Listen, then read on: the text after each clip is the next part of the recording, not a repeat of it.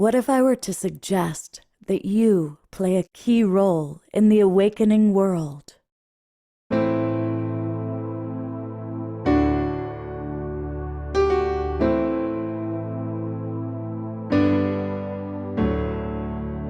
that you are watching this because you have heard the call.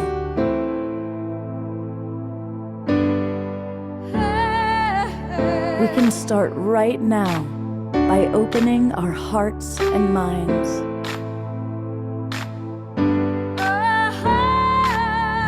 Welcome to the awakening world.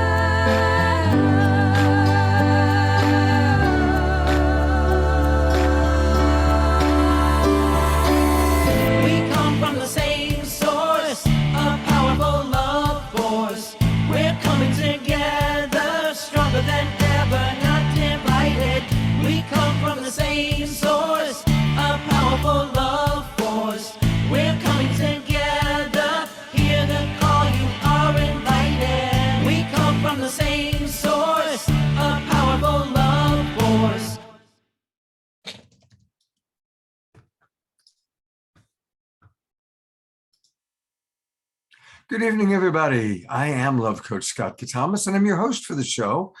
Welcome to the Awakening World, our Wednesday night edition, and a really important and fascinating topic.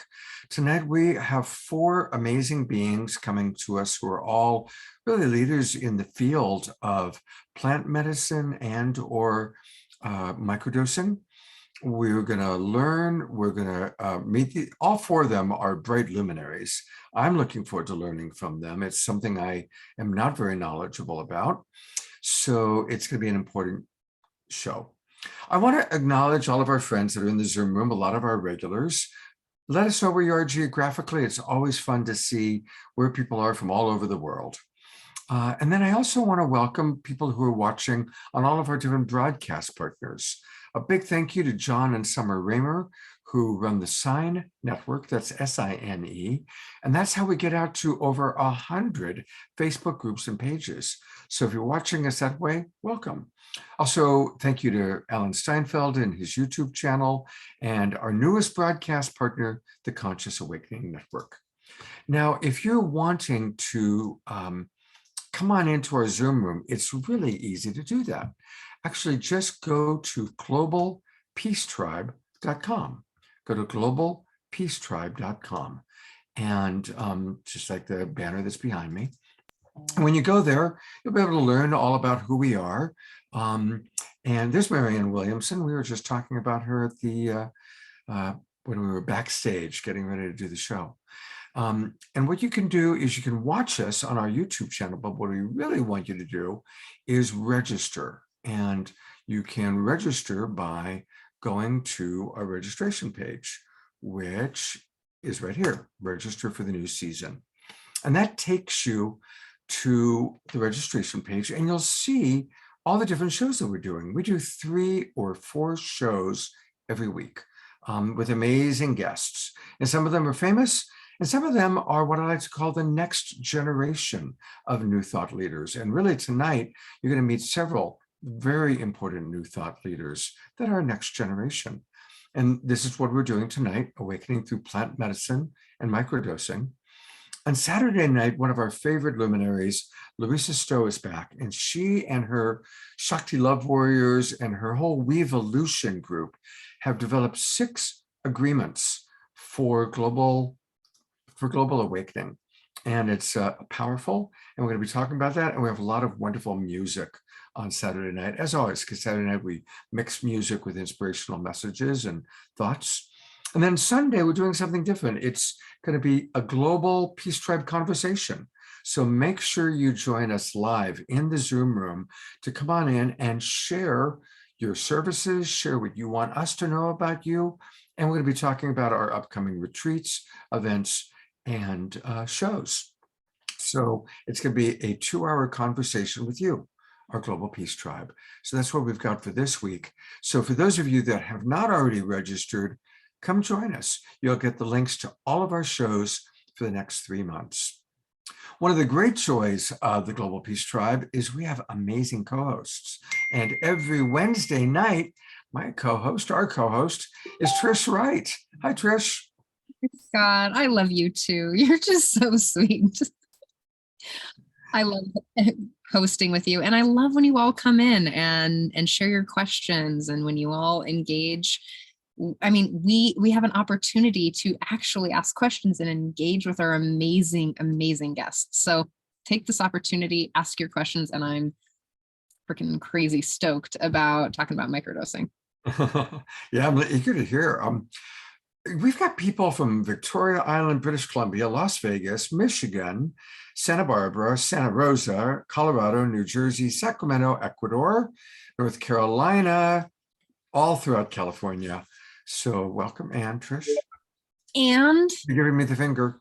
And Mercury Direct. Yes. So you know what's funny? Mercury Direct, and today I had the worst technology problems I've had in months. I had anyway, okay. I want to brief. Scott, you should have seen the course. It was crazy last night. Yeah, I know. Maybe there's one last thing.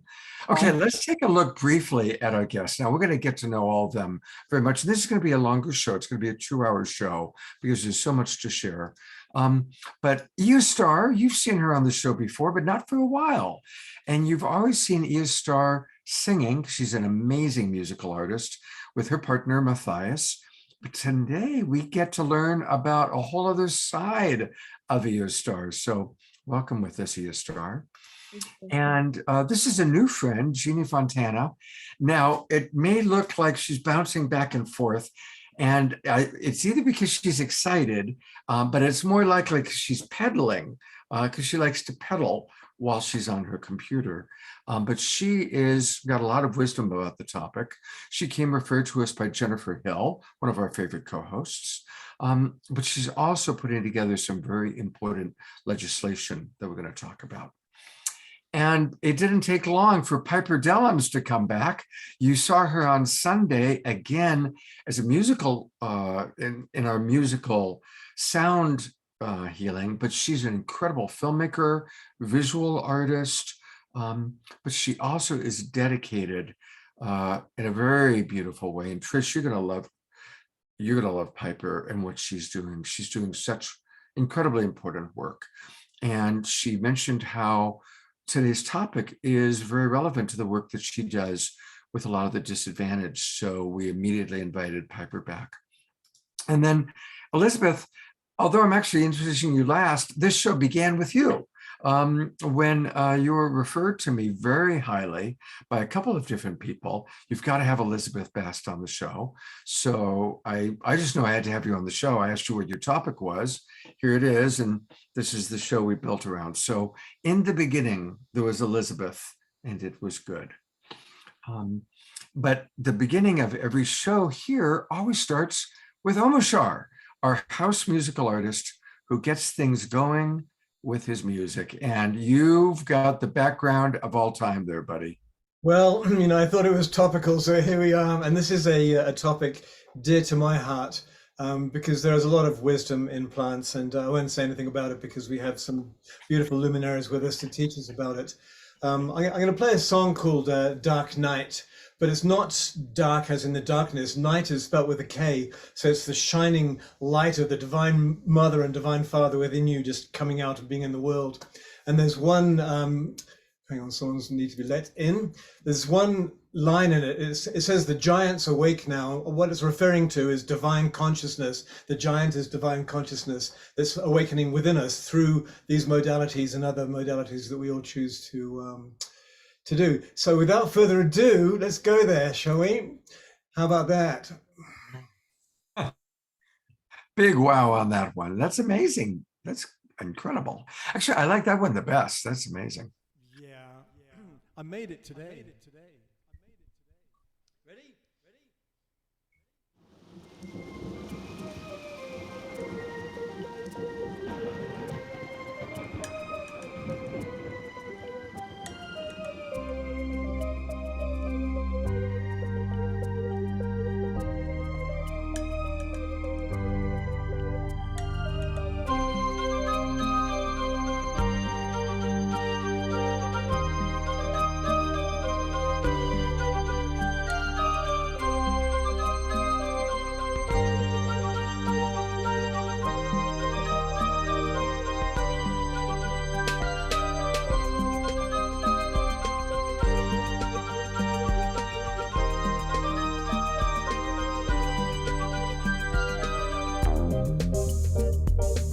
What's this feeling deep inside of me? New adventure, a whole new journey now that I see, and my head's above the water. I am you, I am life, I am everything I dreamed of. Whoa.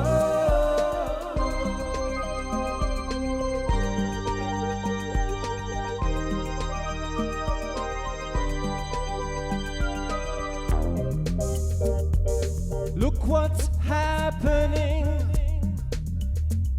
The giant's awake now.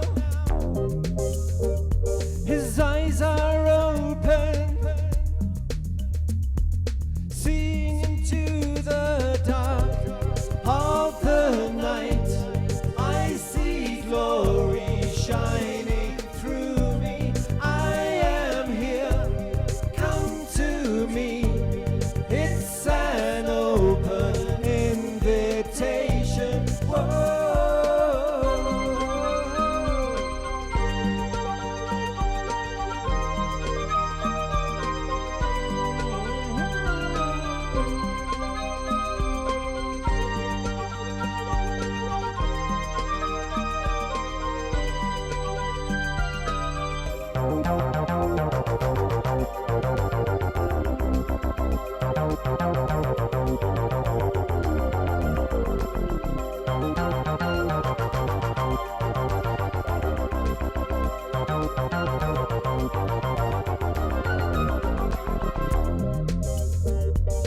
What's that over there calling to me? Mystery beckoning. Could it be destiny?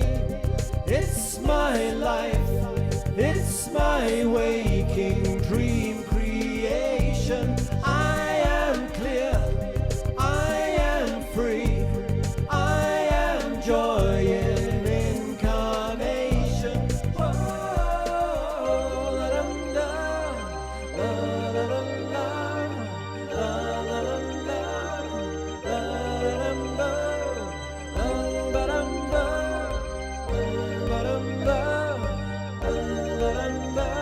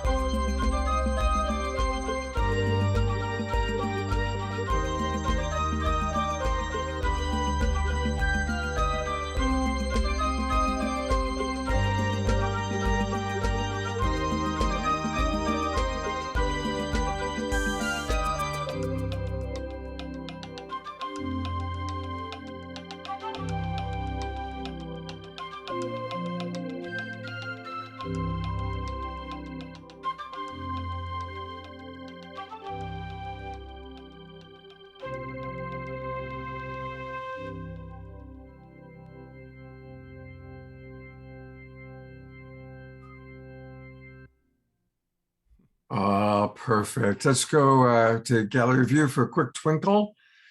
Here, Quick it's twinkle. going to be a very Eh? twinkly show, I think, tonight. I So, think so.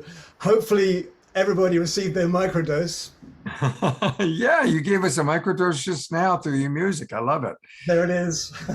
Beautiful. Hey, everybody, a reminder that we can support our beautiful brother, Omashar, who comes to every show, provides so much, gives us microdoses and sometimes not so microdosages of his beautiful music medicine. And we can support him by going to omashar.bandcamp.com. omashar.bandcamp.com. That's where his albums are. So let's always support our brother. And thank you so much, Omashar, for all that you provide us. My pleasure. Now, this is interesting. It's not letting me stop the screen share. Maybe it's just slow. There we go. Great. See that even Zoom was supporting you by keeping it on your albums faster. It's like, no, Scott, slow down. We know you're eager to get to the guests. Me and Mr. Zoom, we go way back, at least 2 years. All right. Well, thanks a lot, my friend. Well, since everything started with Elizabeth, I'm going to bring her up first. This is Elizabeth Bast, and she has quite a background in this field. She is a trained iboga provider. She's the co-founder of the Soul Centro Iboga Retreats. She's the author of an award-winning memoir called Heart Medicine, a true love story, one couple's quest for the sacred iboga medicine and the cure for addiction. I really want to hear about that book. She's a recipient of a Women of Psychedelic Renaissance grant from the psychedelic feminist nonprofit organization Cosmic Sister. She studied at the New College of San Francisco, and well, I could go on and on. You have quite a history, but I think let's start with the memoir, because it sounds like that was your journey that's led you to where we are. So please tell us a little bit about your journey. Thank you so much, Scott. And thank you, Omashar, for that exquisite, uplifting sonic medicine. Thank you. My pleasure. A real treat. Yes, thank you, Scott. It's so beautiful to be here with. I love seeing the souls out there, that Eleanor dancing and just beautiful faces. Yes, the memoir is really a heart surgery on paper, chronicling our journey, our journey of healing. My now husband, whose artwork is behind me, this is medicine-inspired artwork. We were brought to the medicine. Initially, what catalyzed it was he had a very, very serious polysubstance relapse. He was sober when I met him, and it descended into shooting heroin, and it was deadly. And he became someone I couldn't recognize. And there was guidance. There was very clear guidance. I, in retrospect, was connected to his ancestors. He was brought home to his ancestral medicine from Africa. This very powerful medicine that can potentially detox someone from opioids and other things under the right conditions.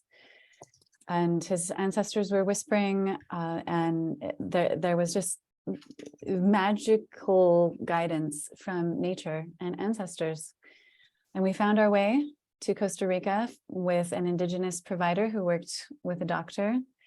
And that was a decade ago about. And since then, he has become an ordained healer within the tradition. And we work very closely with our beautiful indigenous elders in full collaboration and blessing with everything that we are doing.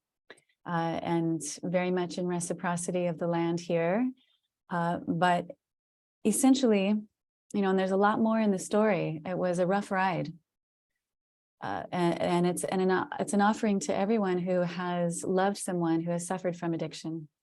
And it is just as raw and truthful and strange as medicine work itself. Just all the things that I thought were too strange to tell anybody are in that book. And now, well, after that first journey, when I could barely recognize him, suddenly, after one night, I could see his soul again, looking at me, that wasn't buried under a mountain of pollution anymore.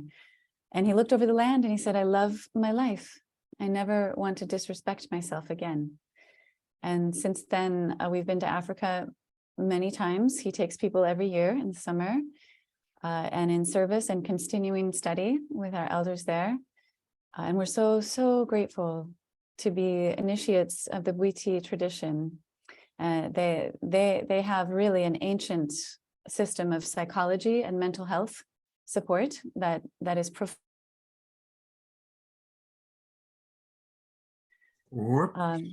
You froze for a moment. Oh, I did. The last thing we heard was You were talking about they have a long history of support. Yes, it's really ancient psychology studies, ancient, and they have a deep, intimate understanding of the human being mind, not only its pitfalls, but its tremendous superpower, its tremendous gifts of creativity. Some people think that ibogaine, which is a single alkaloid that's used in some clinics outside of the United States, that it's just a drug detox medicine, and that's not so. That's the scratching of the surface. It's really a medicine of soul healing and visionary creativity, and coming into being a hunter of our own destiny. So I'm so grateful every day. And we have a child now who's almost 2. He'll be 2. So it's all happening, and I'm just grateful to be here and share more. You know, I was one of those people, I thought ibogaine was just for drug addiction because I had heard about that first. And then, as I mentioned, my good friend Jonathan Robinson, you know, spoke very highly of it. And that's when it began to, oh, it's more than that. But So much. I think a lot of people assume that. There's so much to learn and to hear. But, you know, I think I'll go to Piper next. I'm going to add her. And then because Piper, in hearing Elizabeth's story of how it transformed her life and especially got her husband off of such a difficult thing, I think it's a good transition to you and the work that you're doing. Yes, Elizabeth, first of all, thank you for that, for your vulnerability.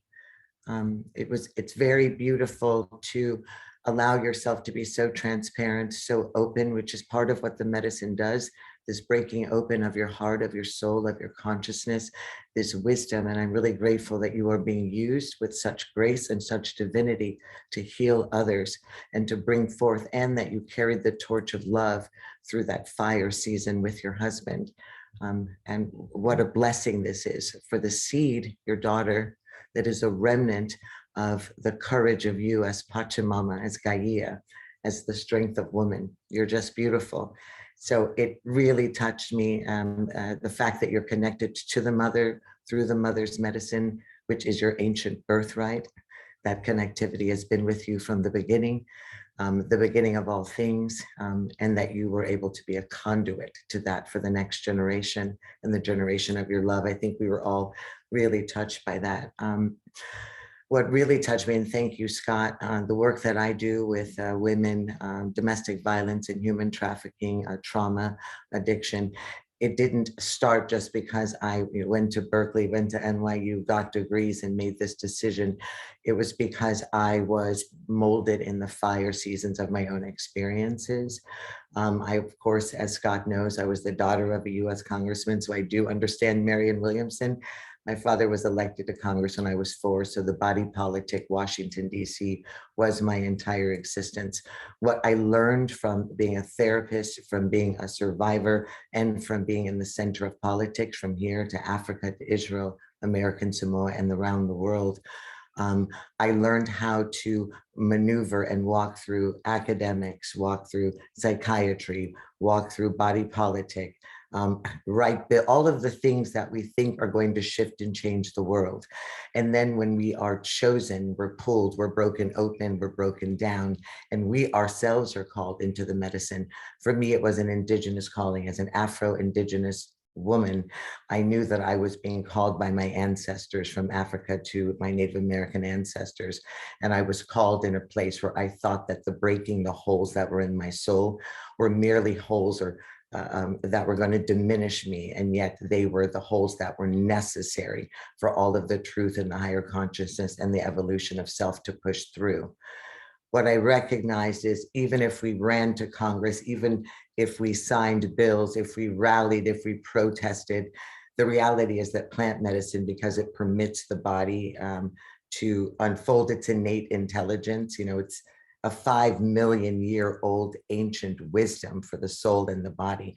There was this decriminalization is what we were fighting for, decriminalize this natural essence, the womb of the mother, because it is actually the antidote to all that we were doing in body politic. It's the antidote to war. It's the antidote to hatred, to racism, to all of these extremities, because it brings us to the core truth, higher consciousness of love. Once we are able to change our thoughts about who and what we are as this collective body breath of God, all of those other things fall away. And that, I think, is why the world is in such fear, why they want to call it a drug and not allow it to be embraced as what it is, a gift from God to bring us all back into the center of love.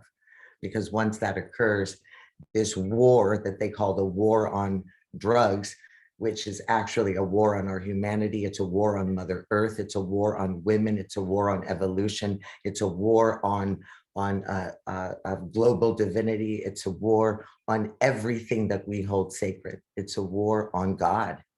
And so we are here to utilize the medicine, introduce the medicine as what it is, the particle back to the center of love. So. Boom, boom. Well, that again is a perfect segue to another guest that we have with us, Jeanne and her bicycle. I haven't memorized the word for what it is. She is actively working on legislation. What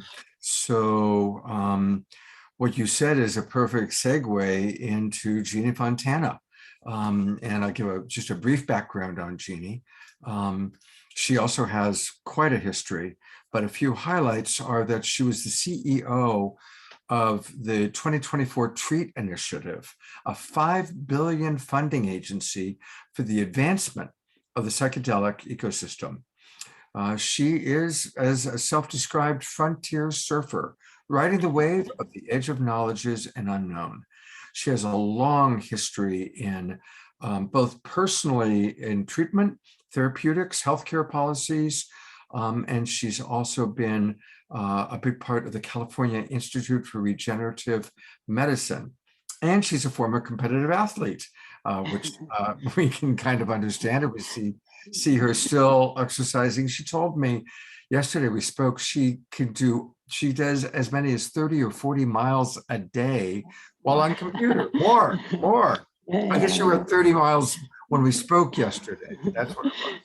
Yeah. Wow. Yeah. Well, thank you, You're an everybody. inspiration. First You're of an all, I believe inspiration. sitting is the new smoking, and that we spend so much time in our new lives sitting. So I say, well, how can we get around that and keep on moving? Because I believe part of well-being is keeping your body fit and moving. Yeah. So I lost sight of you guys. We're here. We still see you. Yeah, first of all, I want to thank you for including me, and wow, what a wonderful tribe to participate in, and so impressive, and the music resonated with me immensely, as well as following the two introductions from the other interviewees here. It's impressive. I wanted to share with you what spoke with me so much about the music, as I come from a long line of healers in my family. But I chose early in the 70s to take the medical route. And what I saw in the 40 years from when I started medicine to when I ended medicine was this major transformation from the touching and healing and caring of patients. I could spend 1 to 2 to 3 to 4 hours with my patients. And I did. I would sit by their bedside and learn about addiction and learn about homosexuality and HIV and AIDS and learn about all these things. And I could take the time to touch the person's soul and understand their life circumstances that have led them to these things, so I could assist them in healing themselves. But by the time I finished, and I've gone off into drug discovery and other things, was now for my physician friends, if you get 15 minutes with your doctor, of which they have to fill out all these forms, and there's this disconnect between the heart and connection of a human being with a patient. And what I started out with was a more holistic approach to healing. I didn't even need to lay hands on my patients because the diagnosis was made through scanning and lab results, and I didn't have to. And I thought, something's very wrong here. I had left this space and I went into drug discovery. My mother had ALS, Lou disease, and I quickly learned about policy change and developing clinics. And then the stem cell initiative came and I got involved with that. And I'm proud to say it was a citizen-driven ballot initiative in California in response to George Bush's moratorium in 2002. And the citizens of California approved a $3 billion funding agency. It was the largest in the world to expedite bench to bedside. And I was a founding board member of that institution. And wow, what an honor. And we did so well that in 2020, we went back to the voters in California. They approved an additional $5.5 billion. So I came into the psychedelic space observing the clinical trials actually for the vets, because I'd worked in the VA, and looking at PTSD, and that we don't have therapeutics to help these patients and they're suffering. I mean, they're suffering. It's like, wow. And then you see these positive results, like 67% are no longer qualifying for PTSD. And so I'm looking at what is happening here. So long and short of it, and I'll tell you more later, but decided to use the roadmap of the successful stem cell initiative and apply it to mental health and well-being, for starting off with the state of California, looking at psychedelic assisted therapy, to create a funding agency to do the clinical trials, to see safety and efficacy, to train therapists, to get access to care so it's available to every person, not just the rich. Research, and it goes on and on. So I'm happy to tell you more, but I'll stop there. Beautiful. Thank you so much again for the work that you're doing. And, when we did our sound check with you at the start, before going on, it was okay, but you're crackly. So Okay, how's that? Is that better? yeah, there's anything you can do Yeah. to almost sure. Do you have any suggestions? Yeah, no, it comes and goes. I think it's either the headphones or your microphone. I turned up the volume because before when it was too loud hearing. So is it Yeah, better no, now? this sounds like you're speaking through water. Oh. Sometimes when you sit back, it gets clearer. Maybe I should switch Possibly, locations. Yeah. or at least microphones. When next time I bring you up, we'll do a little check. It seems like Sure. when you're back, it's better than when you're up front. How's that? Much better. Okay. I'm sorry. Did you hear what I said? I hope. We did. Yeah, we did, but we had to swim. But if you stay back like that, that seems to be better. Okay. Thank you. Apologize for that inconvenience. Sure. And it's great to have you with us. Eostar, I'm bringing up Eostar. We had already kind of scheduled the show, and I was going to keep it to 3 presenters, but then I discovered that Eostar, who's a longtime friend and someone I'm a big fan of, is really knowledgeable about microdosing. And I'm curious about microdosing. I should say I really haven't done plant medicine for a few years. I have a long history going way back of psychedelics. Haven't done plant medicine for a while, haven't done any drugs, haven't done anything actually in many years. But I am curious about microdosing. So it's like, oh, well, this is a good way to find out about microdosing. I'll have her on the show. And I was really happy, Eostar, when you agreed, because it is an important part of this, and it is an important option for people. So here she is. Again, as I said before, I know her as this incredible talent. But she also is a psychedelic integration and preparation coach, and a psychedelic microdosing coach, as well as a certified breathwork facilitator. I guess it's your day job. Just like I've got my day job of love coaching, this is your day job. So tell us about your day job and tell us about microdosing. Hi, Scott. Thank you for including me in here. Yeah. Yes, I guess I can't say that I have a day job. Some of the things I do are more at night. That's true. As it goes with plant medicines. But yeah, I came into the world of plant medicines through music because I am a sacred devotional musician, which is how maybe some of your audience knows me, as we've played on your show before. And I guess 13 years ago, somebody heard my music at a gathering and they thought, oh, that music is going to be perfect at my ayahuasca ceremony, and invited me to come and receive the medicine and then play music for the following night ceremony. So that's how I got introduced to this world. And because I am a psychedelic, no, not psychedelic, but I was going to say I am a spiritual seeker. I'm always interested in finding new ways, new approaches to the truth. And you know, in my life, I've done so much. I've trained to be a yoga teacher. I studied mantra. I trained in different healing modalities, and I'm always just looking for new ways to basically raise the vibrational frequency, both for myself and everyone else. As we know, nobody can really get enlightened without everyone else also getting enlightened, because we are one. At least that's one philosophy. So yeah, I'm always looking for how can I raise my own vibrational frequency, and how can I help others raise their vibrational frequency? How can we all awaken together, like the awakening world?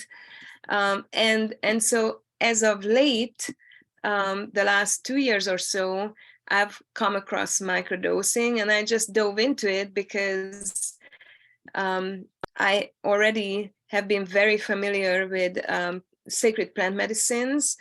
I tried many different kinds. I've been working in the field, basically in the field of ceremonial work, and so I then came across this new notion of microdosing. So yeah, I just dove into it, and then I also started leading a Zoom call for people who want to have support as they are microdosing. So through that, I'm also learning a lot, because I hear other people's experiences. And of course, I'm microdosing, and I'm microdosing with different types of plant medicines, and comparing them, and just always monitoring myself and journaling. And I can tell you, it really works. And I'm just really excited to to even know more about microdosing, and to be able to offer this to people. Love it. Trish, go ahead, Trish. I want to tie it all in a little bit, because I think this is fantastic. That you picked all of the things that you may not know about me.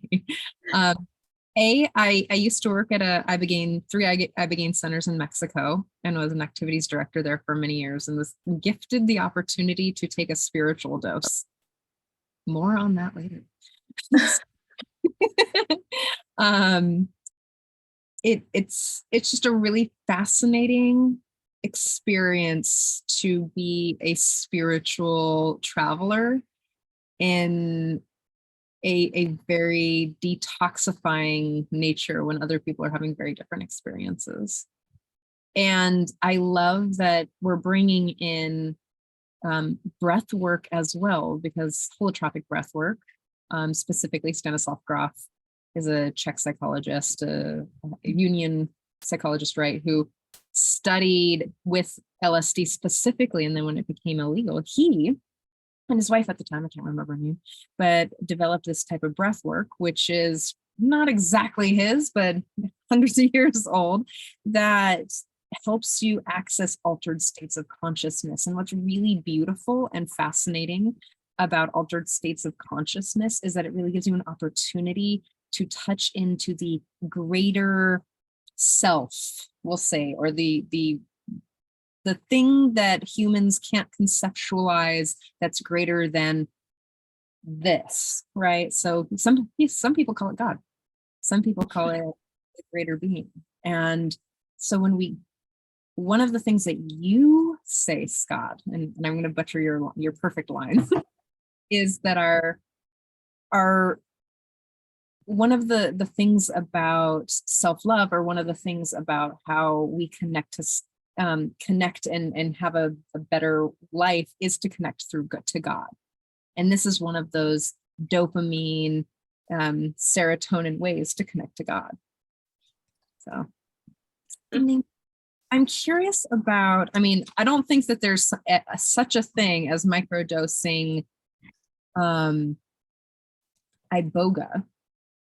but I'm curious, do people do that? I think that, so I can answer with a yes. And I think that maybe Elizabeth Bast would be more the person to answer this, because I actually heard through a friend about what Elizabeth thinks about this. So yes. And I would like to hear from you if you know that was true. I'm sure it was true what I heard, but I'd like to hear it from your mouth. Iboga has African root bark that is used by the Woody tribe as a rites of passage. I wouldn't say that. Okay. The Bwiti is not a tribe. There's a lot of tribes. It's a tradition and there's many branches of traditions within there and many different tribes. And they have a rite of passage that may or may not have medicine. It's utilized in a spiritual initiation. Are you still there? Thank you for the correction. I appreciate that. Oh yeah, it's also utilized in many different kinds of ceremonies, not just initiation, but community ceremonies, healing ceremonies, welcome ceremonies. There's a lot of different, even hunting in the jungle. That's a traditional use of microdosing, is to take a little bit, go into the jungle, and it gives, this medicine often has a very masculine spirit. It says it's said by the Bwiti, it's dual, it's actually gender fluid. Sometimes it's father and sometimes it's mother in different ways. But for me, it shows up in more masculine, and it's a stimulant to the central nervous system, and it's for physical endurance, but also mental endurance, and very much like spiritual focus. So being focused about where are we going and why are we going there, and where are we going to be in 30 years if we keep going there in that direction. But with regards to the microdosing, I'm so curious, the gossip, but yes, so I definitely have a very strong perspective. Microdosing is actually a very important traditional way for providers to study the medicine, and very important to microdose when we're helping people to channel the medicine, which is very much an art of showing up fully, but getting out of the way. So we can really hear, not auditorily, but to sense very specific messages from the medicine. Now, what I would say about microdosing, there's a few considerations. One is medical. And on this side of the world, we're dealing with a laundry list of contraindicated common medications, supplements, and some people may not know that they have a slight contraindicated heart issue. Like, we get people, some of our guests that are screened, and we ask them to get very specific medical tests and EKG. And it's incredible how many people don't know that they have a little heart thing going on. And often it's possible to heal that. That sometimes there can be something going on with the blood pressure also, or just a very subtle thing in the heart. Someone's not muted. It's a bit loud. So a lot of people show up with a medical condition that they didn't realize could be very problematic, even on low doses of iboga. We do get that. We're very careful with screening people.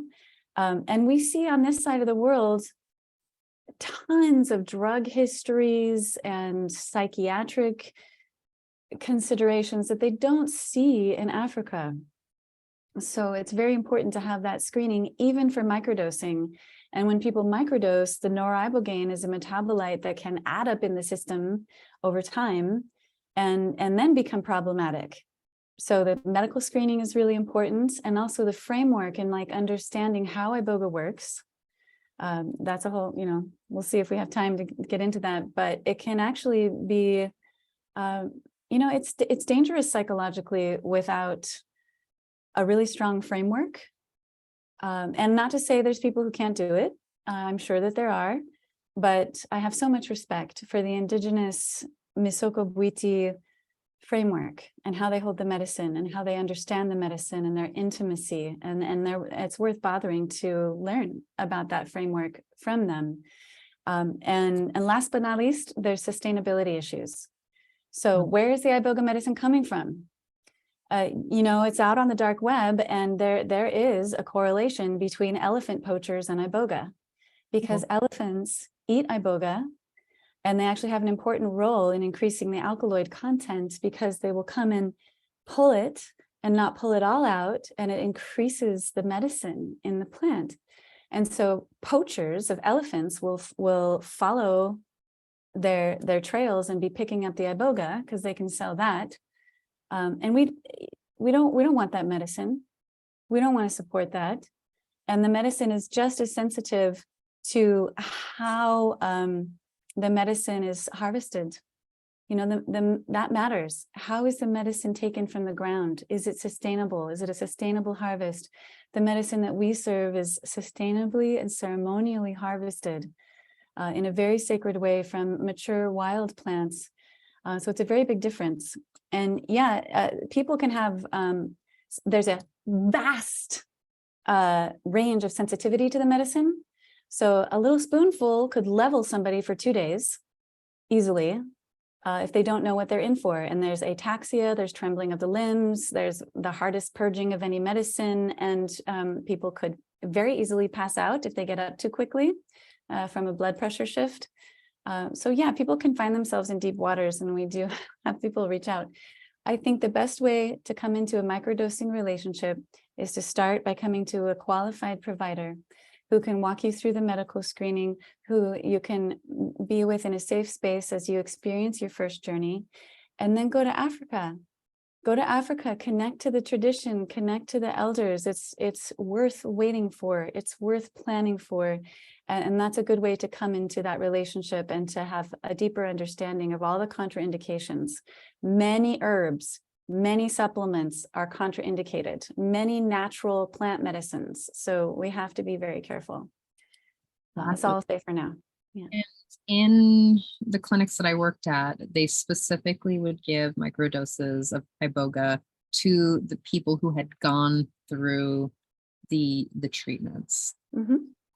Going through for not just opiates, but also alcohol and depression. Mm-hmm. Yeah, and I bet they're doing that with some instructions. Well, definitely. Hopefully. Aftercare, whole system Yeah. that's to not only like physically, but psychologically protect them.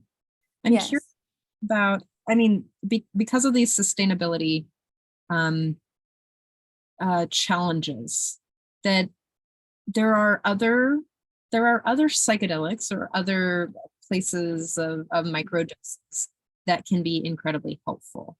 Yes, and sustainable. Sustainable. Mushrooms, wachuma, like there's so many that it just our creator puts in our backyard, literally.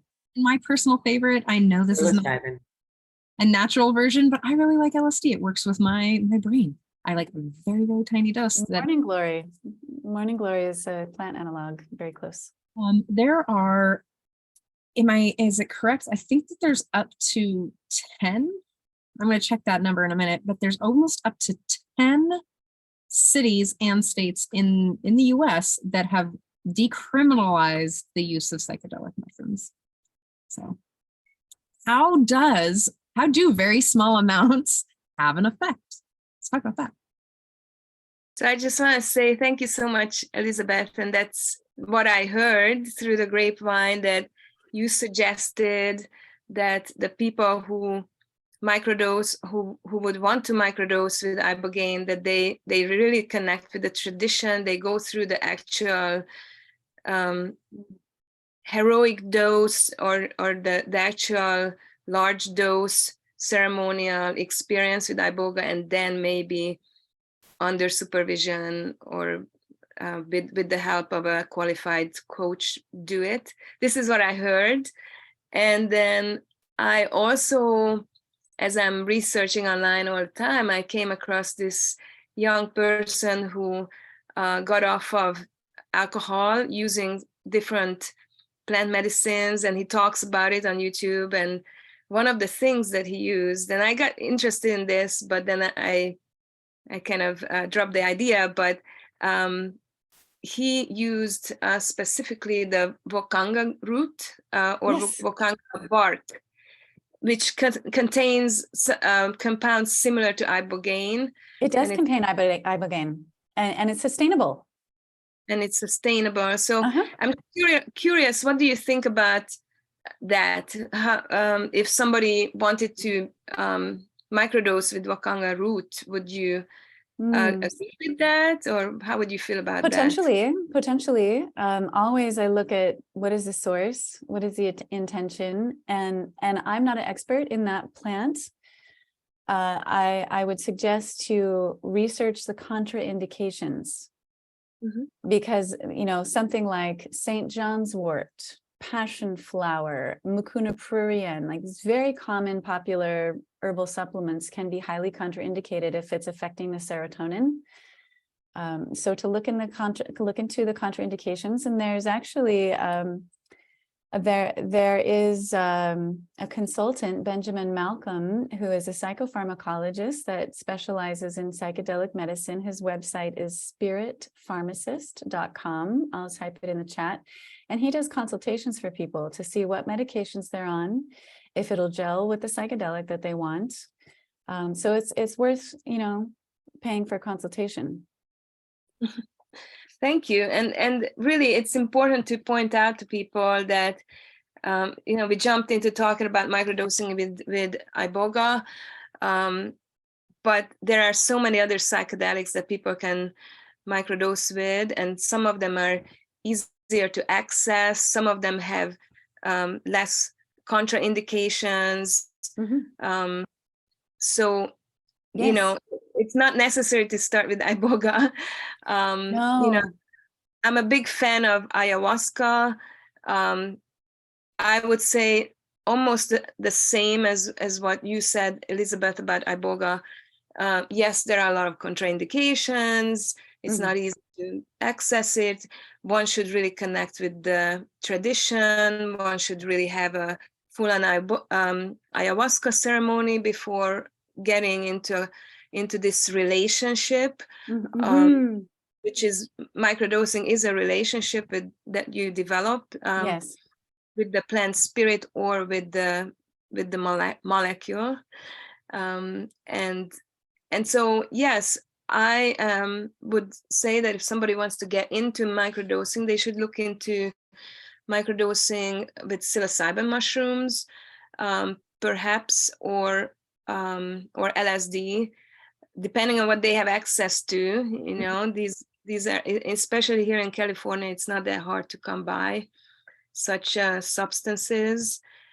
And Wachuma is it's an interesting one, because it's also traditional, has a big history in the Andes Mountains, and I don't know how the Wachuma shamans would feel about it, but fact is that it grows in the United States quite easily, and it's just a wonderful, energizing, stimulating plant to microdose with. It's beautiful. And no matter the plant that we're talking about, like there's definitely, and I'd love to share about this because I also have experience in microdosing psilocybin and wachuma and coca as well. And there is principles that are universal, no matter the medicine. And wachuma grows in our backyard. If something is growing in our backyard, we have an opportunity. You said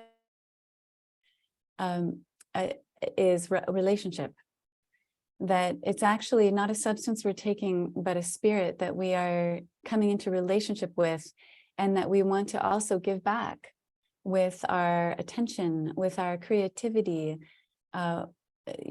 Like there's a lot of ways to give back, even being kind and loving. It's a way to honor the medicine that we receive. And so I look forward to talking about some of those things, and also the benefits of some of these. So thank you. And I appreciate that.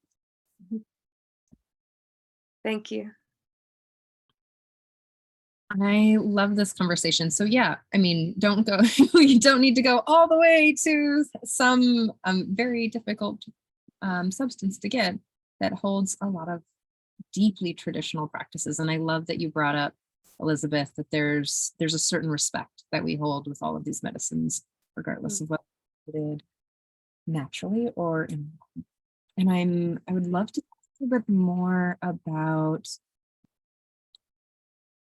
how psychedelics can change the brain, and also how, so there was part of the conversation a little bit earlier about how when we're disconnected from our spirit, when we're disconnected from the connection to self, one of the things that people talk about in psychedelics, if you have taken them, is that I feel connected to everything, right? Anyone else have this? And one of the things that when we get to touch these traditional medicines is that we feel the connection to self, God, and other, and how it's a really great tool, not only for activism and feeling connected to self, but also feeling really deeply connected to caring for others. So I'd love to just talk a little bit about how it affects the brain, how the psychedelic, how the, like a little dose can be impactful, that you don't have to do a heroic dose. You know, some people are very afraid of the heroic dose because it might, you know, send you into a whole, like a reality changing thing that maybe people want to actually be able to stay in this reality and make the changes, especially in PTSD research, especially in, oh, there's, you know, lots of things. If you're not connected, I'm going to drop in some Beckley Foundation research stuff. I did a study with them a while ago. There's also CIIS in the city that has a lot of information there. So I'll drop in some things, but continue to listen along. Anybody who wants to tackle that piece, maybe we hear some from someone that we haven't heard from before. I haven't heard from Piper. I was taking in a lot of what was being said. I work predominantly with psilocybin. I grow on 10 different strains of psilocybin, and there's a different language to the medicine for me. I'm a therapist, but I'm also a shaman. If people have an understanding of what that is, but there is a different honor and an ancestral, we call in our ancestors. We listen to the plant medicine, we listen to the root, we listen to the earth mother, and we listen to our ancestors. So I am Congolese and Ethiopian, one half, and Blackfoot and Sac and Fox. So I hear very differently my relationship to it. We don't say a relationship to the plant, we say the relationship to our ancestors. So I do not recommend microdosing with anyone that does not have a connection and an intuitive listening from the mother, from the plant. People have to understand and discern the calling, as opposed to in this society, people step into escapism and call it spiritualism. Our plants are our oldest teachers, more wise than human intellect. And before you are able to open yourself up to allow healing at the root cause of your ailment, there are root causes of ailments in a restricted society. And they have been restricted predominantly from those that were indoctrinated with things like religion, with things like hatred. For a lot of our indigenous people, this was a natural part and process of everyday experience, expression, and connectivity. Our ancestors would eat and chew the medicine and even nurse their babies to allow there to be a breakaway, a zero block, a zero constriction, a zero dysfunction, a zero distortion between the other dimension outside of the physical embodiment, which is the dimension that connects you to the higher consciousness of interconnectivity to the spirit, so that you can have an understanding, a listening, an acknowledgement, and a connection to the wind, to the ocean, to the river, to the rock, to the transition of season, to the mountain people, to the two-legged, to the winged, to the four-legged. It's a very different expression and connection than some of what I'm hearing. I have not yet stepped into, I do not connect the Iboga medicine, those ancestors and those healing divinities are very specifically working with detoxing the body from extraordinary outside, not just chemicals, but outside toxicity of the mind that has led to addictions and other aspects. That is not a plant that we would recommend as an indigenous people to someone that is attempting to just access the unconscious. It's like giving when people have cancer and they go through this very toxic poison. I don't know why this is leaving my head considering I just walked through this, but you're not going to give an antibiotic the same way that you're going to give, another form of extreme. So this is not for everyone at all. Your story is a story of healing down to the cellular level when you are introducing to the sacred life force, the bloodline. When you are introducing to the sacred life force a poison like a heroin or an opioid, these types of things, you need a very powerful ancestral spiritual medicine to come in and purge your physical and emotional and spiritual body. So there are other plant medicines like psilocybin and other things that work in the places where the intellect is afraid or unable to go. This is what you're trying to block the intellect so that you can go into, unrestrict the places of the subconscious, to tear down the wall. That is the second phase, I would say, outside of something as powerful as the medicine that you spoke about. It is important because we lack the ability in a very congested society where we are being poised and poisoned with politics and thought and self-hatred and belief and this cosmetic and that religion, all of these things that have poisoned our mind. And the deception is that the mind and the body are connected to the consciousness. So once we lay down this temporal expression of self, and we would like to step into the higher collective conscious of our eternal, is when psilocybin and ayahuasca and other medicines are necessary, because it tears down the structures of society. Yes. Oh, I love this. And I want to come in for one quick second, then turn back over to Trish because she's got great questions. Trish gives good question. Piper, thank you. And thank you, everybody. I mean, there's so much wisdom here. And I want to remind people that are watching on Facebook, because I'm seeing there's a lot of comments. Come on into the Zoom room, because there's a lot of links that we can't put in all the different Facebook groups and pages. We're going out to 100 different ones, so I can't track it all. But if you come into our Zoom room, there's so many links that Trish and Piper and everybody are putting in, and we're going to be putting more in. So if this is grabbing your attention and you wanting this information, I really strongly encourage you. Also, just a reminder that this is recorded and you can find it on our YouTube channel tomorrow. Well, actually, no, I'm sorry. It'll be on YouTube, well, maybe tomorrow, certainly the day after. And then you can, share it with friends, because there's just so much information that you're providing. I have a thought and then a question, and then back to Trish. The thought is that let's not get lost in the recreational use of these. And look, I've done that. I've been there. One of the most important things that happened to me was when I was 16 and I took LSD for the first time and I woke up. It was amazing. It was when I remembered who I was. I remembered the meaning of life. It couldn't have been a more powerful, positive experience. And for the most part, I used most of my psychedelics in sacred ways, in nature, with somebody special.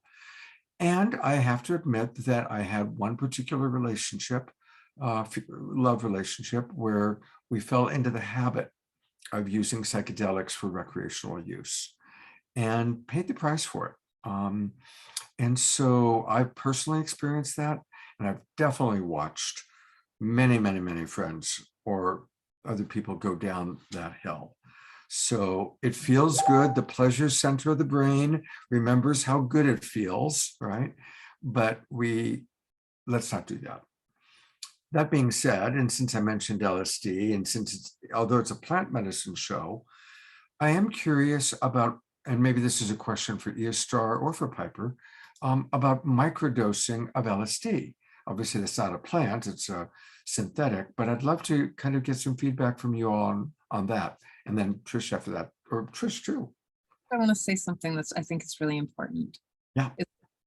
Every speaker thus far has talked about using even a microdose in high integrity, and integrity of the tradition, integrity and respect of the land, integrity and respect of your own psyche and the people around you. Like, this is high integrity, especially what Piper said. And I have lots of respect for not abusing these very specifically, sacredly personal and touching substances, but also like little gods, you know. they're that's what they are. They're yeah, integrity. Use those things within an integrity. And if you're, again, I know that I'm not going to say this and wrap it up very politely, eloquently anyway, is that having a sitter is incredibly important, especially if you're first starting out. Not everyone is going to be like being able to use these kind of substances. This is, again, why Stan Grof created holotropic breathwork, and there's other types of breathwork to get you to altered states of consciousness, which are also very helpful. Again, to not abuse the substance and not to check out. You used check out, I think, or something like that, to disconnect from what is real in your life and your body, but to actually stay with it and to walk with what is real here. Okay, now go ahead. Very important. Thank you, Trish. Thank you. Nice. Microdosing of LSD. Yes, tell us about that. See, Scott, I have a question for you. Sure. Would you mind describing that evolution for you, where you said you went from honoring the medicine to using it recreational and having it become more of a habit or something that you don't view positively? Could you describe? I will, and you need to pull back when you're that close, when you're biking and okay. underwater. Okay, so I'll ask again. So could you please describe? I did get the question. I got the question. Okay. And it's a great question. Thank you. So yeah, I mean, when I first took LSD and I woke up, it was an amazing experience, and it led me pretty quickly to, fortunately, I was very influenced by Yogananda, Paramahansa Yogananda, who was very anti-drug. So that helped to balance things out. And around that age, I was, of course, kind of waking up and becoming me and exploring different spiritual things. And I also had a very active life professionally. In my 30s, I think the transition came in, honestly, because of a relationship that I had with someone who had a very addictive personality. And I didn't even know what an addictive personality was at the time. And she turned out, after we broke up, we learned that she was bipolar. She got diagnosed. So I was with a bipolar person who had an addictive personality. And the drug of choice was ecstasy. And so, of course, that became, when we were on ecstasy, it was always wonderful. But when we were off ecstasy, I was usually okay because I didn't have an addictive personality and I'm stable. I'm a very stable personality. But she was up, down because of the bipolar. And so when it got really hard, it became not just recreational, but the solution became, oh, let's take E, because then we're always better when we're on E. And this was in my 30s. I'm 67 now, so this is quite a while back. But it taught me a big lesson, and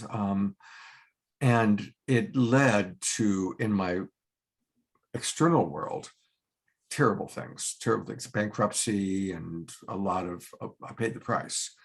So I've personally experienced that, and I have empathy, and I work many, many of my clients with addiction, and I always start with not judging it. I understand the pleasure memory, like, you know, that famous line, the heroin addict is always chasing that first high. You know, we are addicted to vanilla ice cream, Haagen-Dazs at the end of the day because it tastes good. And we have the memory of it tasting good, or we have the memory of it relieving stress or making us whatever we're attached to, whether it's something as horrible as cocaine or something as simple as Haagen-Dazs. Our attachment, our compulsion is fueled by the memory of pleasure. So I always acknowledge that, but then we have to find other strategies to meet the need. Go ahead, Jeanne. So I have a question. It's pretty well known that ecstasy and ketamine are addictive. It's less well known that the true hallucinogens, LSD, psilocybin, DMT, ibogaine, are addictive. And I'm just curious if anybody in this room here can attest to that, or that they do see addiction to the classic psychedelics. Well, I'll tell you a major distinction that I'm hearing here. Psilocybin and ayahuasca are completely non-addictive. There has never been a study of any aspect. It actually leaves the body after it has gone through the body to purge the body, open up the tissues where memories are locked. You've been discussing a lot of other psychedelics that are actually chemicals. These are not plant medicines. So you were talking about qualities that are not a natural part of the makeup of the body. They change the neurotransmissions, the pathways in the brain. These are LSD, ecstasy, these other drugs, which are considered drugs. Anything that has to be made in a lab where chemicals have to be added are not a natural plant medicine from the earth mother and father. So I'd just like to point out to everybody, as I'm sure we know, that opioid addiction, which is the pandemic of our world right now, is a plant-based medicine. Well, everything is plant-based. Every single medicine in the world almost is plant-based. Not everything. This is an area that I've studied extensively, but I just keep it in mind that just because it's from the Mother Earth, as you say, doesn't mean that it doesn't have toxicity or addictive. Absolutely. I agree. What I'm saying is if you have to transition it from the way that it grows naturally, then you are moving into something different. A 5,000-year-old fungi that you can pick directly out of the earth, devour, and have a healing property, body, mind, spirit, is very different than an opioid, because you're not taking all of the properties of opiate directly out of the earth for ingestion. You have to do lots of other things to it. So it doesn't have the same natural quality. It is a gift of the intellect more than it is solely a gift from God.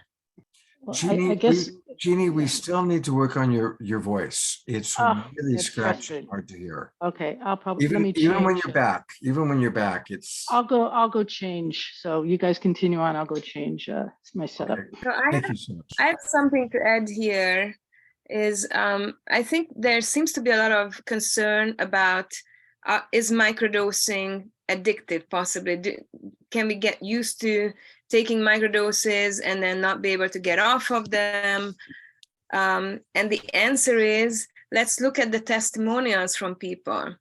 And thankfully, we have some psychologists who have been studying this practice of microdosing. One of the most prominent psychologist professors who has studied microdosing is Dr. James Fadiman. And he has a website, microdosingpsychedelics.com, where for years he asked people to microdose a certain amount of psychedelic on a certain protocol, and then send in their testimonial. And so based on that, he was able to come up with some general ideas. Again, this is not a double-blind study. We don't have double-blind studies on microdosing yet, but we have psychologists who have studied people's testimonials on their reaction on microdosing. Now, what is microdosing is a good question. And according to Dr. James Fedman, it's a 10th or a 20th of a regular dose of a psychedelic. So it's a very small amount. And this is a very important issue here. People can take a sub-perceptual amount of a psychedelic, which means that they wouldn't notice it at all and still benefit from it. Or they can take a perceptual amount, which would be a little bit over that limit. So maybe they would feel it a little bit, but just barely. So this is very important, that we are not talking about large doses or even medium doses. These are very, very, very small doses. And so based on the testimonial of people, we can say that, no, this practice is not addictive. And a lot of people are microdosing with LSD, I think simply because it's very accessible, it's very simple, they don't have reactions to it in their body, they don't get nauseous from it. Like some people get nauseous from psilocybin, rarely, but it can happen. LSD is kind of easy for people, and they have great results. And I'm not even sure if we have discussed the benefits of microdosing yet in this show, which would be important to look at. But yes, a lot of people are reporting testimonials about how they got off of certain substances. They got off of bad habits, not just substances, but also lifestyle habits. And what's more, what they are reporting is that it wasn't their willpower that was helping them to get off of these bad habits or bad substances, but they were naturally drawn to the healthier lifestyle choices. And I just love that. I'm just really excited about the existence of a practice that is available to people where they wouldn't be relying on their willpower, because let's face it, a lot of people don't have very strong willpower. Or maybe they have willpower, but they are also struggling in their life so much that they just can't get off of these habits and substances. And here's a little pill they can take. Hopefully they find a coach who can help them to find that right protocol, that certain days on, certain days off.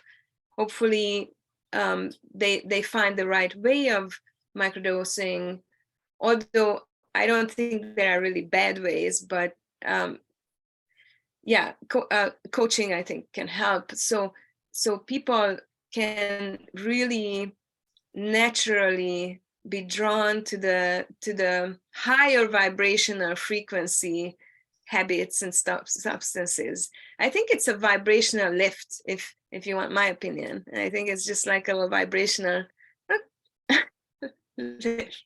We haven't heard from Elizabeth for a little bit, and I'm loving what everybody has to say. This is, you're each powerful, 5 amazing women, including Trish in there, sharing their wisdom. Thank Elizabeth, you. I hope what you do you can want to hear add? me. Right. Yeah, thank you. Am I coming through okay? Yes, you are. Okay, good. I hope so.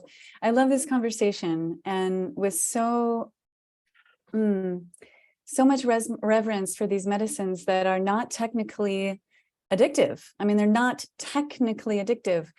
However, I do see attachments, and I see sometimes people in the fad of microdosing popping these sacred medicines without tuning into the spirits and without tuning into the permission from our own soul and the spirit we're working with. And I see there's two reasons why people come to work with a medicine or a substance that alters consciousness, including plant medicines. And I see a lot of different things in the psychedelic renaissance.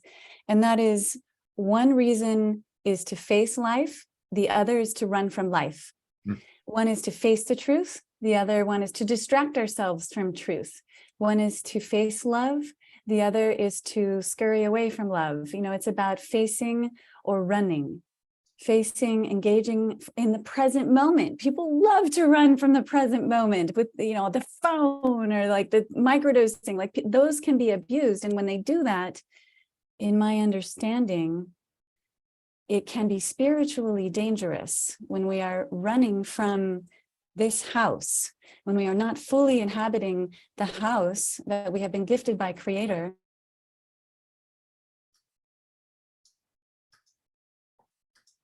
To other people's or other things' agendas. If we don't make an intention, something else or someone else will. So, Yes. yeah. So I just wanted to add that to look at our reason and to be having respect in our hearts for the spirits that we are taking into our bodies.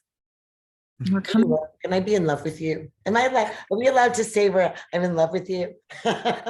Yes, absolutely. Oh my gosh. I had to just say it. I'm in love with you. Because you're absolutely right. And I just want to jump through. I want to first steal your husband's art, and then I want to jump you into my arms, because microdosing, if you're going to be microdosing on a consistent, there does have to be a purpose that, like Trish says, has integrity, also is spiritually based, but also has its medicinal necessity.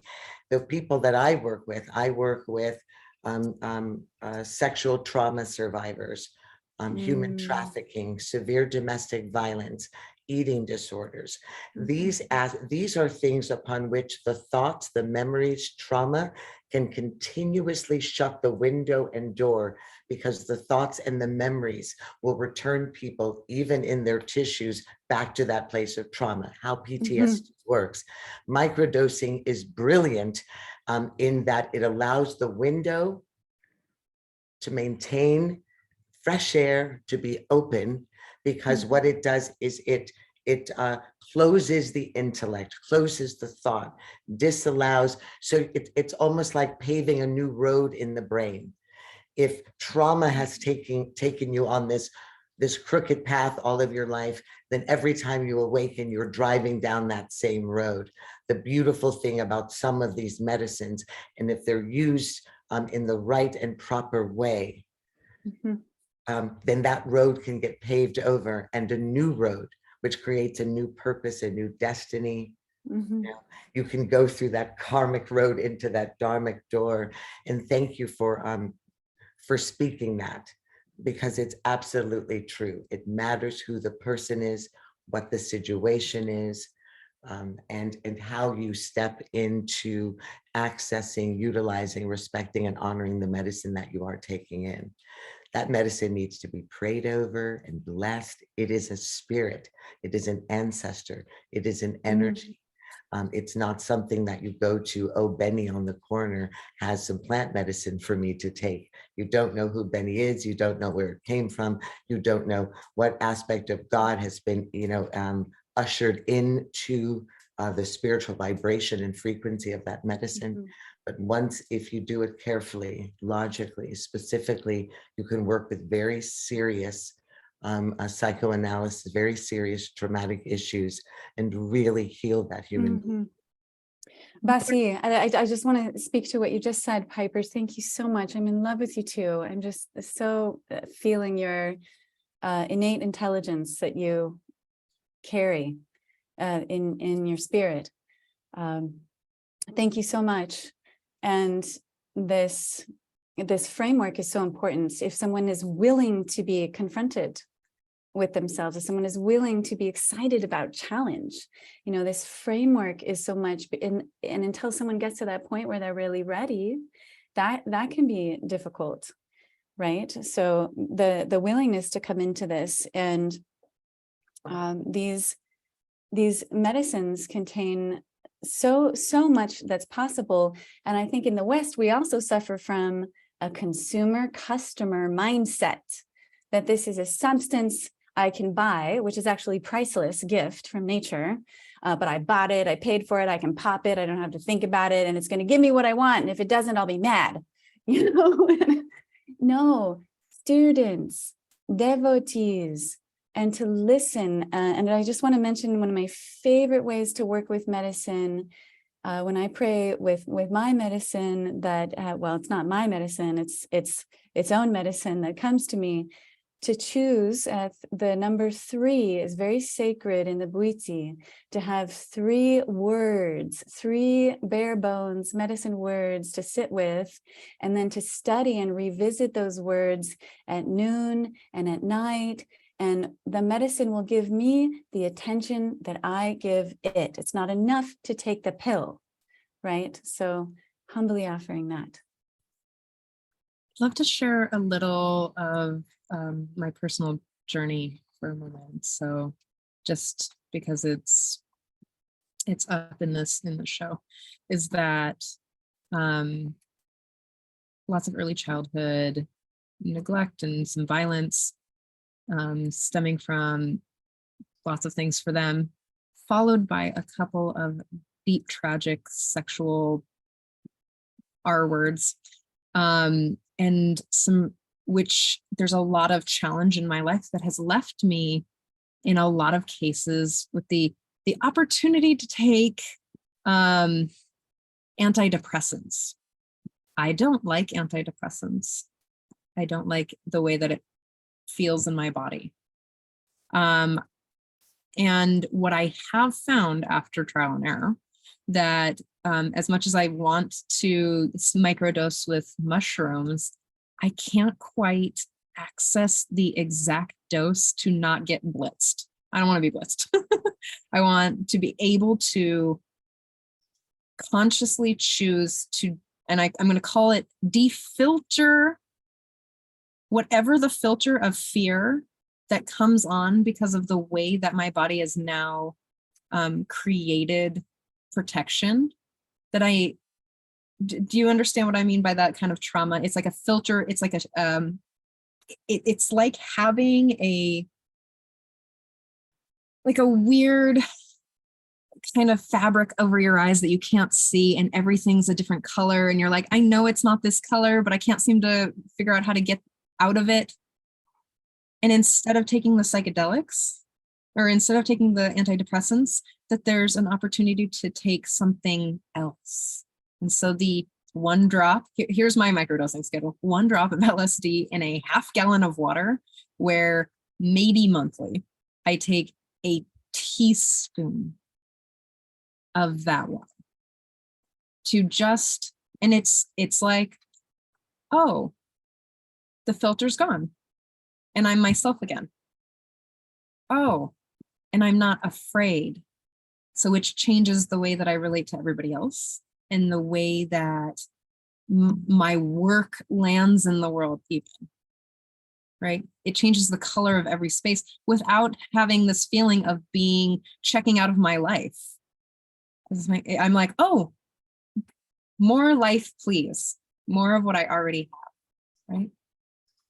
In fact, now I realize that's why you're back on the show. You were gone for a few months, and now I know that's why you're back. Well, it is kind of why I was back. So I mean, it's a joke and also kind of serious. Well, I was very sick since August, very, very sick. And a lot of that had to, I'm still sick, but I'm also not, I was very afraid. And I was very afraid to share, and I was very afraid to have anyone hold me. Mm. One day I was like, oh my God, I'm not doing well. I do have a tool, a really sweet, loving tool that helps me helps me find strength and courage in the most fearful places, or gives me access to capacity. Mm. I want to be with life. Not afraid of it. And yeah, that is why I'm here. We love you, Trish. We love you very much. It's great to have you back. Yeah. I want to read a few comments that have come in, because we usually are very interactive with our audience. We've got so many great presenters. I'm going to start by appreciating Dorina. Somebody asked for a list of potential benefits of microdosing, and also different, and she put in a really, something she found that she put up in our chat box. And again, everybody, the chat box is a great place to go and get these links and such. I just put in the bios and links for all 4 of our presenters. I also want to acknowledge Bonnie. She's one of our regulars. And she wrote very vulnerably about the horror that she and her husband went through when their 13-year-old son became addicted to LSD, and the nightmare of that. And definitely want to, and that's why we're saying do not use this for recreational purpose. Do it with a guide, do it wisely.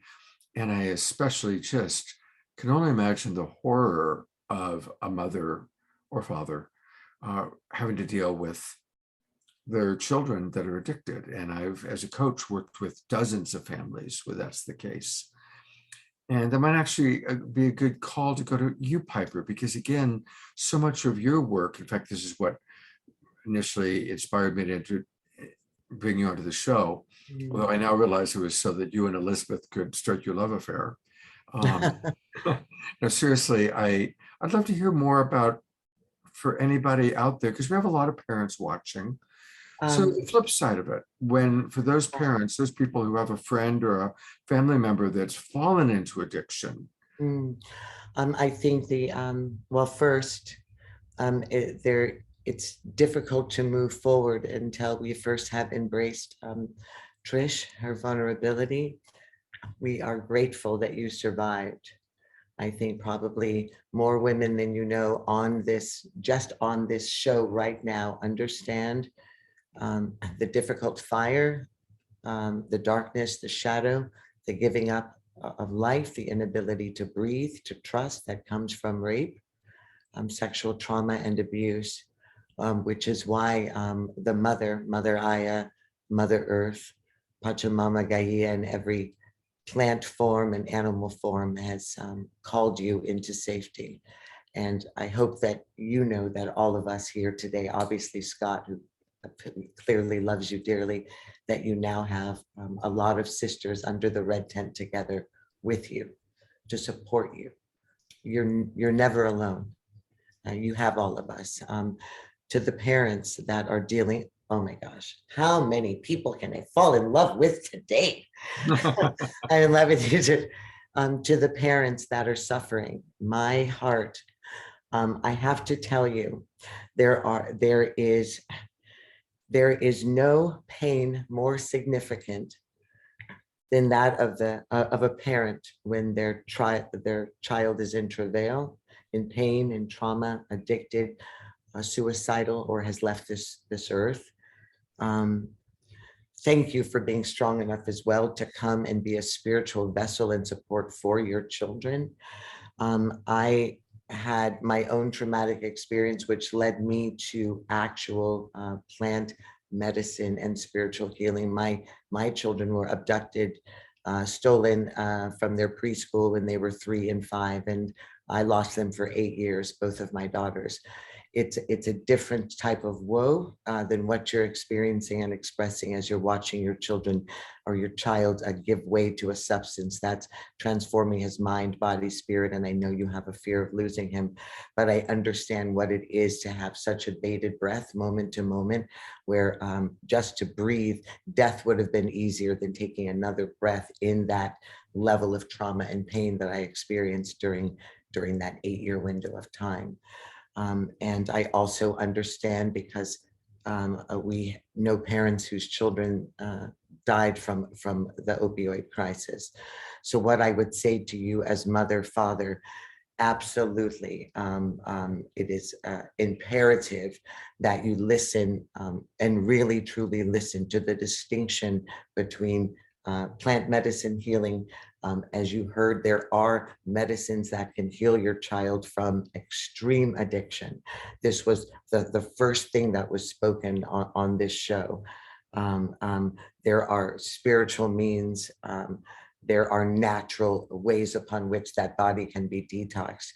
Most importantly, I think, is for you to not only heal yourselves emotionally and spiritually so that you can step into the void for your child, but also to utilize some aspects of true plant medicine in order to get to the root cause of the pain of why your child is choosing something that is taking him in and out of reality to the point where his mental capacity and physical capacity is transforming.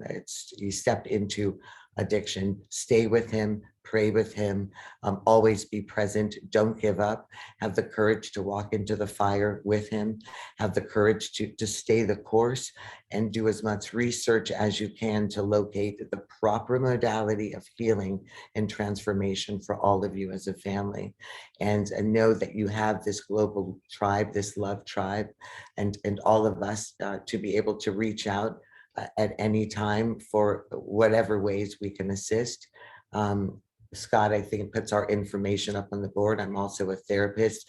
If you'd like to reach out to me, I would love to be present there for you, your family, just to communicate through the intimate details of what it is that you are dealing with and your son's journey to where he is today. That's what I. You know, we're already, gosh, only 20 minutes away from the end of the show, so it might be a good time for me to start introducing some of the websites. So Piper, since you just mentioned it, here is Piper's website. I've put it, of course, into the chat box, but for those of you who are watching on Facebook or on YouTube or on Conscious Awakening Network, her website is Love Retreats, isloveretreats.com. And Piper, as we're looking at your website here, what do you want me to show? Well, if you were to scroll up, we have everything. We have a lot of in-depth science to talk to you about all forms of plant medicine, what it means, what it does, how it breaks down the ego, all of the studies on plant medicine so that you can understand what it is. Here, you see where he stopped here. I'll go back the other way, where the self-healing is love. This company was named because it was spoken in my spirit from God, Holy Spirit, ancestors, angels, that everything is love. Every journey, every pain, every struggle, every step we take, every breath, every joy, every laugh, every love made, birthed, and given, everything is love. And so this became a collective place, as you see, for people to come together under the sacred red tent to sow seeds of compassion, wisdom, grace, and spirit, and to birth peace, hope, and love. We use plant medicine retreats, all aspects of plant medicine, not just plant medicine like ayahuasca or psilocybin, but also just the earth. We plant trees, we proliferate bees, we step into the center and come into unification and partnership with other nonprofits. We work in rescuing children from human trafficking. We work with the earth. He is showing me something because I believe that everything that God's ever created on the earth is medicine. So plant medicine comes in every form, from aromatherapy to what you put inside of your body. And so we do retreats, from human trafficking groups to individually working with couples, to individually working with people one-on-one who want to experience plant medicine, heroic journeys, to step into other realms of consciousness, to heal themselves, body, mind, and spirit. And our clothing line is there to provide 100% money back to healing the earth, to paying for resources to help women out of human trafficking, out of domestic violence, and to pay for them to go to healing treatment centers anywhere in the world that they want to go. And right now, our special partnership is with Hope Refuge out of Santa Barbara, where there are over 100 beds. We have young girls there that are rescued directly off of the streets from human trafficking. They stay there for education, psychological and spiritual healing. It becomes a home, and it is a necessity because, as we know, we're all interconnected. Those are our daughters, our sisters, our children being sold and bought on the street. And so that's what our organization does. I'm in partnership with my two partners who are also love angels and shaman. I'm sure they're here today, Lori and Laura. And this is our calling as shaman and as mothers and as survivors in the world. We walk through the fire, I think, in order to reach back and help others. So if I could survive also rape, the loss of my children, these traumas that could break us down, but we're women, so I'm rooted strong as a tree, you know, and I won't give up until the last piece of fruit has fallen from my branch for every girl and woman and child in the earth. Boom. Thank you, Piper. It's such a blessing to have you I love as part you. of our Global Peace Tribe. Absolutely beautiful. Thank you so much. Mm. We haven't heard from Jeanne for a bit, and I think I see that she's back. And so hopefully we're going to have Jeanne 2.0. Can you hear me? Hear you. Can you hear me fine now? Oh, yay. Thank you so much. Yay. Well, it's just been an absolute pleasure meeting everybody online here and hearing the passion by which they're there to help others. You know, I too am here to help others. I'm doing it on a different scale, though. You know, I believe strongly in that we have to make these medicines accessible to all, and how to bring it forth in an intentional way where we respect the wisdom of the medicine. And I invite the wisdom keepers here on this call in this community to come help create the new paradigm that we hopefully will have the opportunity to create here in California.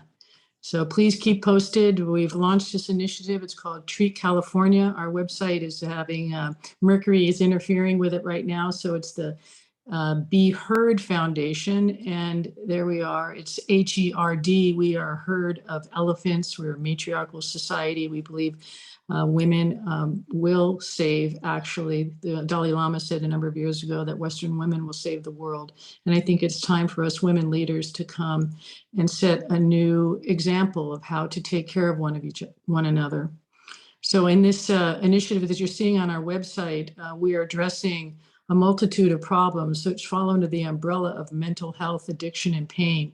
And you can take a look there, and please keep posted. We're looking for petitioners to help sign. We need to collect 1.1 million signatures at a specific time, and have them verified and validated in the state of California to qualify for the ballot. And then you'll be hearing about a pretty robust social media educational platform where we're going to be changing the narrative around mental health, addiction, and pain.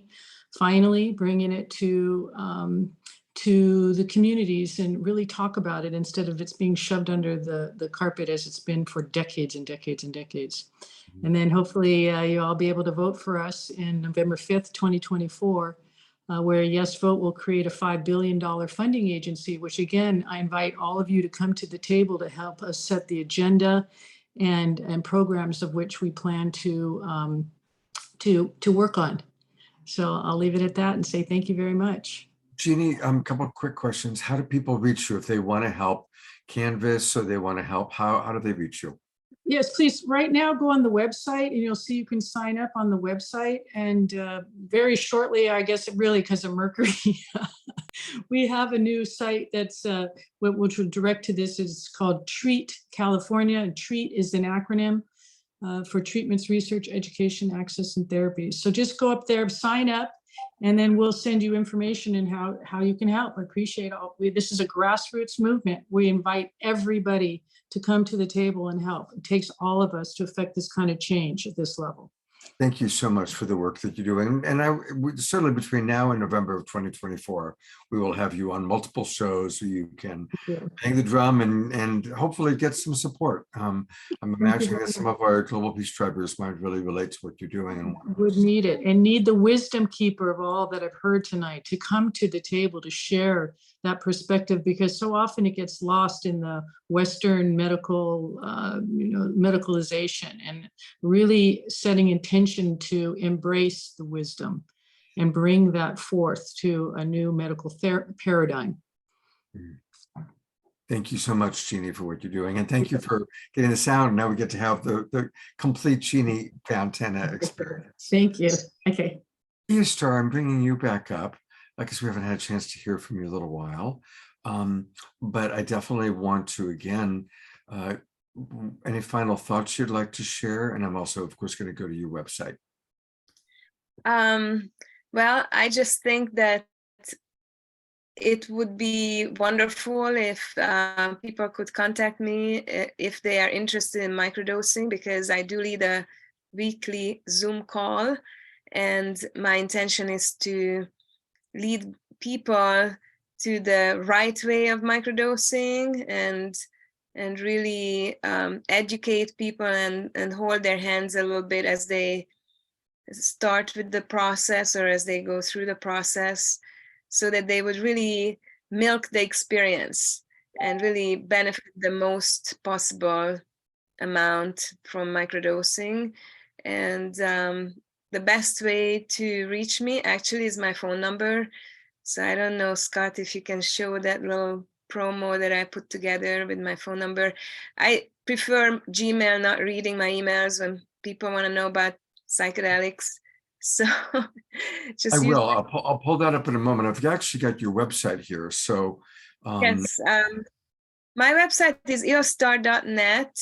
I don't know if the email sign up thingy works on it. So, but you can reach me at eostar.kamala@gmail.com. That's my email. And in this website, eostar.net, you can find out about my ceremonial sacred music. You can find out about healing modalities that I'm offering, and you can find out a little bit more about me. If people are interested in sacred plant medicine retreats, let me know. I would love to hear from you. I have pulled it up, so I had your website first, but here is, and I'll keep it up for a moment. So for the watching on Facebook or on our other broadcast partners, Eostar, she spells it EOSTAR, Eostar. There's her phone number and there's her website. And I haven't participated in any of her plant medicine microdosing work, although I'm very intrigued and I think I will join you for some. Just do it on a night that I'm not doing the Awakening World, please. But I have experienced her amazing sound healing journeys and her music. And Eostar is someone who does everything with a lot of love and integrity. She has very high integrity. So I can personally vouch for her. I've known her for, I think, at least 10 years. I think more than that, yeah. So we go back, and she's a wonderful, wonderful soul. So I think, and she's right here in the Bay Area, and a good portion of our viewers are in the Bay Area. So they might be interested in attending one of your events. Yes, we have events ongoing. I have a newsletter that I send out. So again, if people want to reach me, either the phone or the email, eostar.kamala@gmail.com. I'm not sure if the sign-up sheet works on my website right now this moment. So it's best to direct message me, or you can find me on Facebook as Eostar Kamala. And I'd love to hear from you all. And last thing we'll mention is, again, she does do this weekly call every Tuesday night at 7 o'clock Pacific time. That's 10 o'clock for our friends on the East Coast, 9 o'clock for Kiki and all of our friends on Central time. And that, again, if you're wanting more information, obviously there is so much more to talk about, and we only touched on a little bit here. So that's a good way to get more information. And certainly we will. This is such an important topic. I'm imagining, Trish, that we should do a follow-up on this one. Well, I'm going to bring Elizabeth back up. And again, Elizabeth, see what you created? This all started with me finding a way to put you on the show. And I so appreciate your wisdom and love to hear any final thoughts. Then, of course, we'll go to your website. Sure. Oh, juicy. I am so honored to interface with your consciousness, all of you. Piper, Eostar, Trish, Jeanne, Scott, Omashar, what a beautiful group of shining stars. I love the work that everyone is doing. Beautiful, important work, because everyone is important in this whole collective learning journey. So thank you so much. And thank you to all the people who are here. Thank you, Bonnie, for the update about your son. Isn't it cool when we beg God for the words, huh? Instead of trying to come up with our own, come up with them with our own intellect. So great. I love hearing that. What a gift. And yes, soulcentro.com is where you can find us. Exactly, clicking the information button. We'll have a new site up very soon, loaded with beautiful expressions about our relationship to the medicine and videos. This is our temporary retreat page that's up, and our space there in Costa Rica, where we are so blessed and privileged to carry this beautiful ancestral medicine and hold a very beautiful altar here. And I want to honor everyone with the wounds, who shared your wounds. The wounds have the potential to bring us to the medicine. Every wound can be, after being fully felt and excavated, can be initiation. To know who we are, to know who we are on the deepest levels.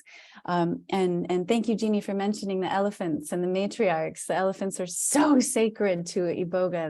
There's and nature and earth. They're magnificent, wise beings that fondle the bones of their ancestors and take their young ones on these long pilgrimages. I'm just so in awe of them. I'm such a groupie of the elephants. And to offer anyone out there on a microdosing path, the last little gem I want to share on my heart is study nature.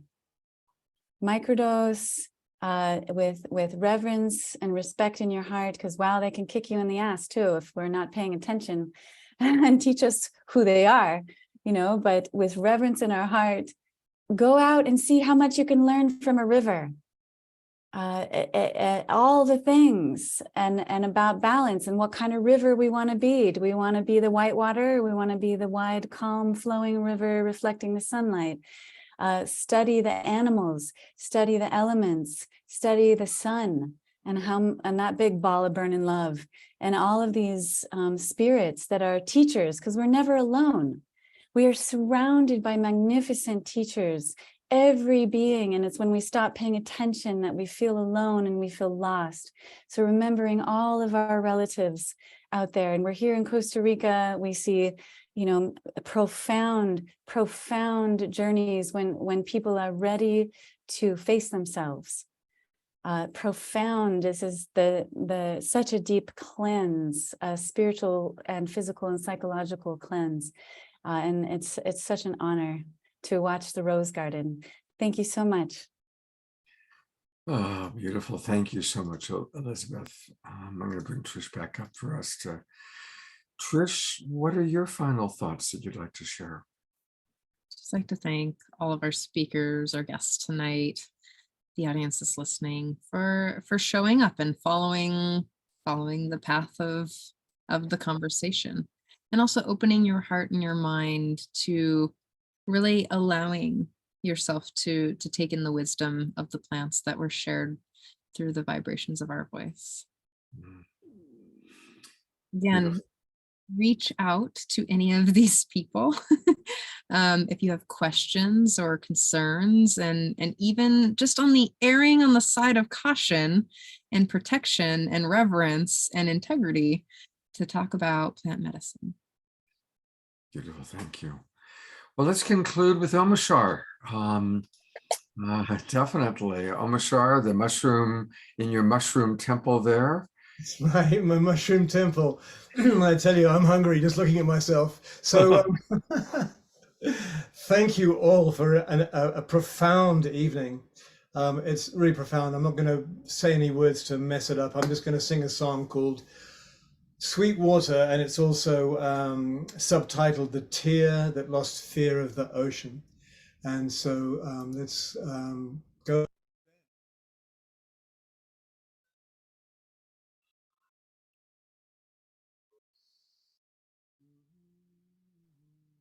Wait, what happened? Nothing happened. Oh, I can't hear you. I've You can hear lost me now. sound. This is Ivy, and I've lost sound as well. You can hear me. Barely. Yes, but we're not here. We can barely hear you, and we can't hear any music. Well, that's because no music's playing. Here we go. It's just a bad, it's a real, I can have it. Good? Okay, good. Here we go. Eleanor, you rock.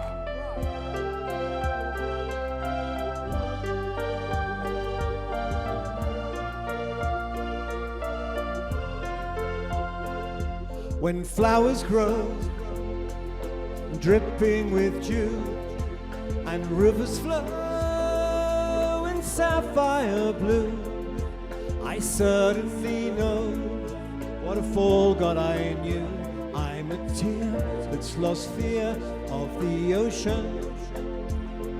And when autumn sun kisses my cheek, whilst cool winds come from mountains peak, with poems on my tongue and no wish to speak, I'm a tear that's lost fear of the ocean. I'm a tear that's lost fear of the ocean. Sweet water, when I give you my heart, I already start to feel better. My sweet water, won't you send me your love forever and ever and ever, forever and ever and ever. Oh, when tender hands trace memories where powdered sands meet temperate seas, I don't understand, but I love mysteries. I'm a tear that's lost fear of the ocean. And when grieving hearts are no longer down, and evening stars, they shine all around, and things that were lost, that's where true hope's found. I'm a tear that's lost fear of the ocean. I'm a tear that's lost fear of the ocean. And sweet water, when I give you my heart, I already start to feel better. Oh, sweet water, won't you send me your love forever and ever and ever? In sweet water, when I give you my heart, I already start to feel better. My sweet water, won't you send me your love forever and ever and ever? I'm a tear that's lost fear of the ocean. I'm a tear that's lost fear of the ocean. I'm a tear that's lost fear of the ocean.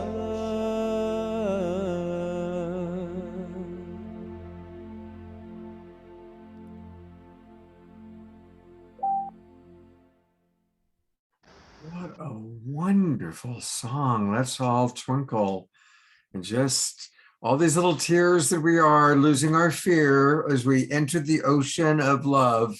through Omashar's musical wisdom. That's beautiful. Thank you, brother. Thank you so much. My heart is always so filled. And it's just it's beautiful to top it off, not top it off, pat it out. I don't know what the words are, but to complete it with some music helps us integrate, helps me integrate. Thank you. Absolutely. I love that song. I play it every time. It's beautiful. Very nice. I want to remind people, gosh, I almost forgot to do the announcements. Saturday night, we've got a great show, as always. I love Louisa Stowe, and she has worked really hard with her team of creating these 6 global agreements. And we're going to really talk about each one of these agreements. What would it be like to live these in our life? It's really a vision for an awakened world. This is the awakening world. We're in the process of awakening through all the different things we hear on the show, but what would an awakened world look like? And that's what we're going to be sharing with them on Saturday night. Great music as well, of course, with Elma Shar, Bethany Grace, and Larissa herself. And then everybody, please join us on Sunday. We're going to do something I've never done in 2.5 years of this show, of doing shows, 500 shows. I've never done this. Drum roll, please. Notice no photos, no presenters. It's you. I want us to have a quality conversation with each other and to really talk about shows you'd like to see in the future, plans for our retreats. We are going to move forward with a retreat in Los Angeles the last week of March. Omashar will be there playing live. Kristen Hoffman is going to be with us. It's going to be pretty special. And I really want to get your input, your feedback. So join us on Sunday morning, 10 o'clock Pacific time, 12 noon Kiki time. That's also Central time. And 1 o'clock East Coast time. I guess East Coast will be Karen Eisenberg. She'll be our East Coast representative. So join us. Let's talk. Let's share. Also, I'm going to kick off on Sunday periodically Sacred Sunday Show and Tell. We want to learn more about you. What are the things you do, services you provide? My gosh, if any of you are providing services, I want to make sure we're buying from you and not from Walmart. So we're going to start sharing services more often. I see I got a twinkle from Trish on that. So that's what we got planned this week. Thank you, everybody. Hope to see you on Saturday and Sunday. Thank you for all the messages in the chat box. Lots of love, and we'll see you. Have a wonderful few days, and we'll see you on Saturday night. Take care, everybody. Bye-bye.